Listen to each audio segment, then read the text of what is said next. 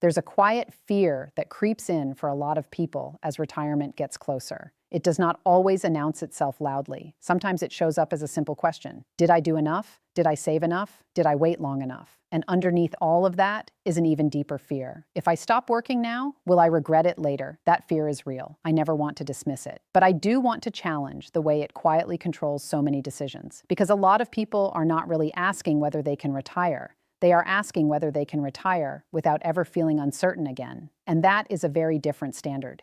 Here is the thing. No retirement plan removes every doubt. No amount of savings creates a future with zero surprises. Life does not work that way. Markets move, health changes, prices rise, families need help. So if your standard is perfect certainty, you will keep working long after your life is already trying to tell you something important. Before we continue, if you have not hit that subscribe button yet, this would be a really good time to do it. I make these videos for real people who want calm, practical answers. And today I want to walk you through 5 powerful reasons why retiring as soon as you reasonably can may be one of the smartest moves you ever make. Imagine walking onto a car lot. Every vehicle has a sticker price. Big, official, intimidating, it looks final. It looks like the truth. But nobody pays the sticker. There are trade-ins, incentives, timing choices, and financing terms. Retirement works the same way. The number you think you need is often just the sticker price, not the real cost of the life you want. That is why the real question is not how much money should someone have before retiring.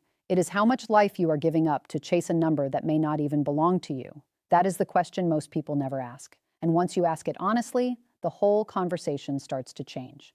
The first reason to retire as soon as you can is simple. Your healthiest retirement years are usually the earliest ones. Not always, but often enough that you ignore that fact at your own risk. The years when your back still cooperates, your energy still shows up, and your patience for new experiences is still there are not unlimited. A lot of advice quietly assumes time is neutral, as if working one more year at 62 is basically the same as working one more year at 68. But your body knows better. Your mind knows better. 1 year in a spreadsheet is just a line. 1 year in a human life can be the difference between hiking the trail and sitting on the bench watching someone else do it.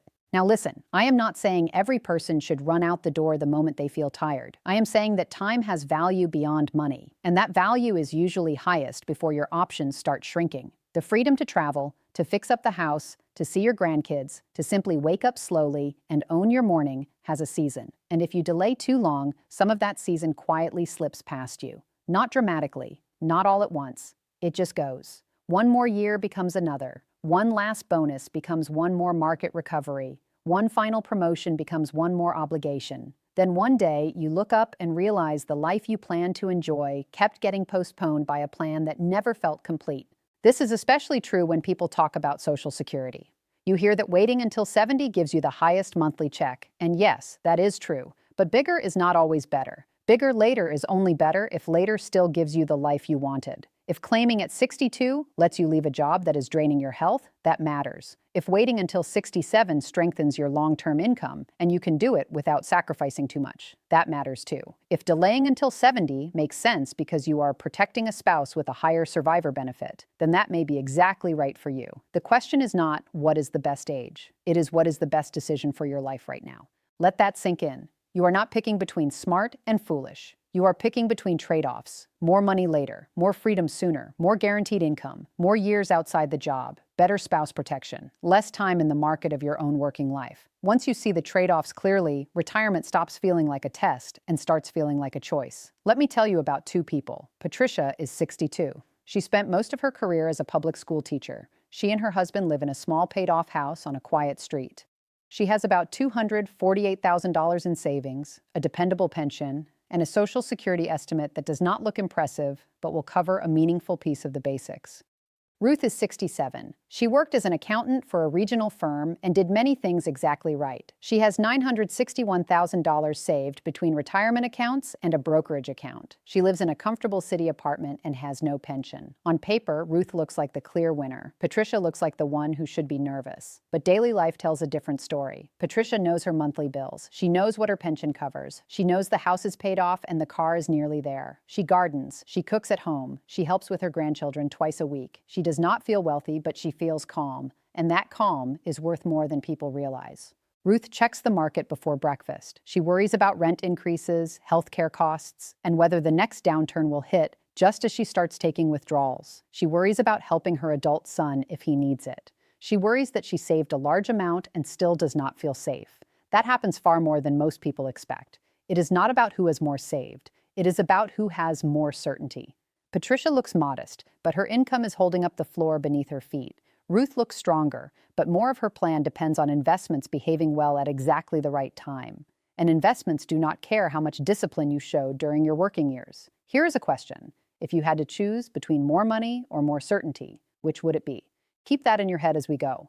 Because the second reason to retire as soon as you can is that work often costs more than it appears to cost, and retirement often costs less than people fear. Most people only count the paycheck. They do not count the hidden expenses attached to that paycheck. Gas, commuting, eating out because they are too tired to cook, stress shopping on the weekend, convenient spending because time is short, work clothes, office gifts, the little emotional rewards people buy themselves just to get through another draining week. Some things in life are heavy but invisible, like carrying a backpack all day. You get used to it, but it never goes away. That is what financial and emotional work stress can feel like in your 60s. You may be earning money, yes, but you may also be paying a quiet tax in energy, in health, in patience, and in the kind of spending that only exists because work keeps wearing you down. Once work stops, some of those costs disappear almost immediately. The commute vanishes, the rushed lunches fade, the pressure to look polished every day drops. The need to recover from the job by spending on convenience starts easing. That does not mean retirement is cheap. It means the math is more personal than the average headline makes it sound. People also underestimate how much their spending pattern changes when their schedule changes. They assume retirement will cost exactly what working life costs, only with more time on their hands. But often that is not true. You may drive less, you may cook more, you may have more time to plan, compare prices, fix things, and make slower decisions that save money. Inflation is like an ice cube in the sun. It does not melt all at once. It creeps, it nudges, it quietly changes the shape of everything around it. Your groceries cost a little more, your insurance inches up, repairs get pricier, medications do the same. So inflation is real, but it is not only an argument for working longer, it is also an argument for understanding which parts of your retirement income can rise over time. Social Security has cost of living adjustments. People call them COLA. They are not perfect, and they do not match every household exactly, but they matter. A pension may or may not have them. Your cash savings do not create them. A plain bank account does not quietly grow enough to protect your buying power forever. So when you compare options, compare income quality, not just account size. That leads right into the third reason to retire as soon as you can. If you have a pension, a paid-off home, or any other stable income source, you may already be in a better position than your retirement statement makes you feel. The statement shows the pile. It rarely shows the structure underneath the pile, and structure is what keeps people steady. Think of Social Security not as an endpoint, but as a safety net, one you paid into your whole life, one designed to catch you when you need it most. Add a pension to that, and suddenly your monthly floor may be stronger than you think. Add a paid-off house, and your need for giant withdrawals from savings may be far lower than the internet keeps telling you. This is where people get fooled by the big number myth. They hear that they need $1 million, or $1.5 million, or even more, and they quietly start measuring their entire future against someone else's target. But that target may have nothing to do with your taxes, your housing, your health, your lifestyle, or your monthly spending. $1 million can feel tight if your housing is expensive, your withdrawals are large, and your plan depends heavily on the market. $300,000 can feel surprisingly solid if your home is paid off, your pension is reliable, and your Social Security covers a meaningful part of the basics. Retirement is not about how much you have accumulated. It is about whether your income can support your life. This is why Patricia sleeps so much better than Ruth. Patricia sees the whole picture. She knows the pension would cost a fortune to replace. She knows her lower bills give her more flexibility. She knows her savings are there to support the plan, not carry the whole plan.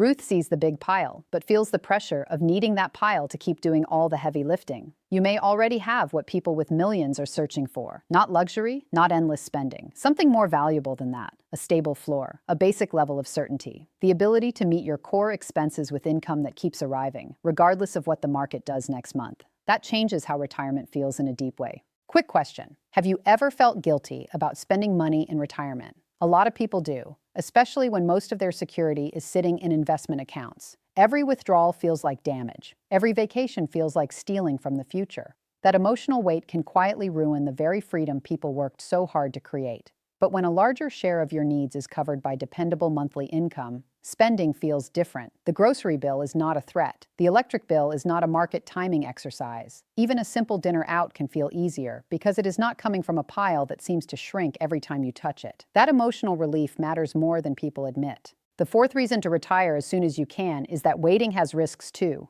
We talk constantly about the risk of retiring too early. We almost never talk honestly enough about the risk of retiring too late. But working longer is not the safe option in every case. Sometimes it is simply the familiar option. Health can change quickly. A spouse can get sick. A company can downsize you right before the date you carefully chose. A parent may need care. Your own energy may drop faster than you expected. If your whole plan depends on one perfect future moment, you are giving a lot of power to a future that is not obligated to cooperate. And if you wait too long to turn it on, some of that water never reaches you. It just stays in the pipe, unused, gone. No refunds, no second chances. That is what delayed life can become if you are not careful. You keep building the system, but you forget that the point of the system was to serve your life while you are still able to enjoy it. I have seen people work extra years for reasons that sounded wise at the time. They wanted one more cushion, one more raise, one more year of contributions, one more chance to feel ready. Then the body changed, or the spouse changed, or the job changed, and the retirement they finally reached was smaller, more limited, and more cautious than the one they could have had earlier. This is not pessimism. It is realism. And in this case, realism is not negative. It is empowering. It reminds you that waiting is also a decision with consequences. It helps you stop treating delay like the default answer. Every extra year of work should have to justify itself if your foundation is already strong enough to support the life you want. Now let us talk about something married couples especially need to hear. Survivor planning matters a lot. Many households look fine while both spouses are alive because 2 Social Security checks and maybe a pension create a comfortable flow. Then one spouse passes away and one Social Security check disappears. But many of the bills do not disappear with it. Housing costs, insurance, utilities, maintenance, and property taxes do not politely cut themselves in half. So when you think about retiring early or claiming benefits early, you cannot only think about your own monthly check in the present. You have to think about which benefit stays for the surviving spouse later. That may justify waiting on the higher earner's benefit, even if the lower one claims earlier. This is why retirement planning is not just a math exercise. It is a family protection exercise. It is a peace of mind exercise. It is a conversation about who carries what if life changes. Many people avoid that talk because it feels uncomfortable, but avoiding it does not make the future safer. It just makes the plan less prepared. Let me ask you something. Do you know what your monthly income will actually look like when you retire? Be honest with yourself. Not the dream number, not the online estimate from 10 years ago. The actual likely number after taxes, premiums, and real-life bills. Most people know their account balance better than they know their income floor, and that is backwards. The fifth reason to retire as soon as you can is that retirement is not just about leaving work. It is about learning how to live again on your own terms. And that adjustment is easier when you still have some energy, curiosity, and flexibility left. If you work until you are completely exhausted, the first stage of retirement becomes recovery instead of renewal. When people enter retirement already depleted, they often spend the first year just trying to feel normal again. They sleep, they decompress, they catch up on appointments, they try to reconnect with themselves after decades of rushing. That is understandable, but it also means they start late on learning what their real retirement life looks like. Retiring sooner, once you are financially able, gives you more room to shape the life itself. You can test your spending. You can discover which hobbies are real and which were just fantasies attached to overwork. You can try a little part-time work without needing it to save the whole plan. You can build routines before health or energy starts quietly narrowing your options. That matters because retirement is a skill. Most people do not think of it that way, but it is true. You spent decades practicing work, deadlines, structure, responsibility, saving, delaying gratification. Then one day, you are supposed to wake up and know how to enjoy open time wisely. That takes adjustment. An adjustment is easier when you still feel like yourself.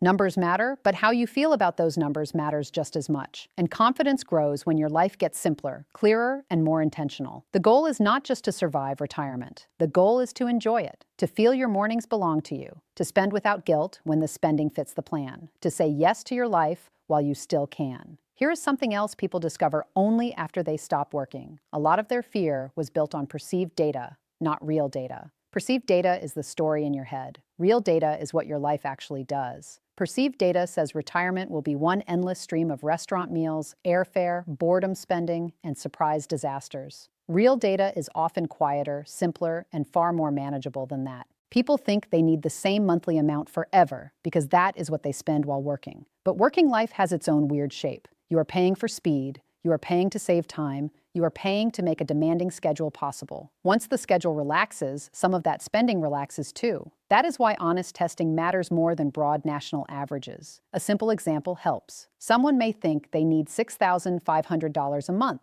because that is what used to leave the checking account. Then they retire and notice $700 of that was work-related driving, meals, clothing, and convenience. Another $500 was extra saving that no longer has to happen after retirement begins. Suddenly, the real need is lower, and the panic starts to soften.